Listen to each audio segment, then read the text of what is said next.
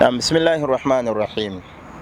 Abatulaba kwa mimbar n'abatuuliriza twongera okubajjukiza nti hadithi ya Ibn Umar radhiyallahu anhu gye tukyatambula nayo era nga tuli ku nsonga oba paati yaffe eyokusatu gye yagamba nti wa thalathun kafaratun, ebintu bisatu bisonyisa omuntu.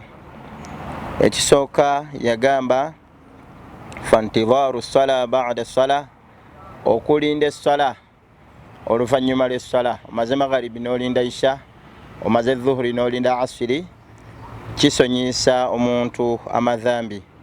Ekigambo ekyokubiri wa isbaghul wudu'i fi sibirat, okubeera nga okuuma wuzu oba okufuna wuzu mu butiti obw'amaanyi, yani mu kaseera ka fajiri oba akaseera nga obutiti bwe buli bw'amaanyi, n'osalawo n'ofuna wuzu oba n'okuuma wuzuyo.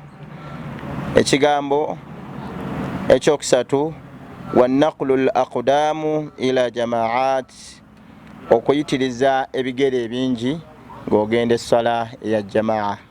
Mujjukire bulungi nti basahaba radhiyallahu anhu baali nga batambula okuva gye baali bava yonna mu bitundu ebyenjawulo nga bajja eri essala ya jamaa.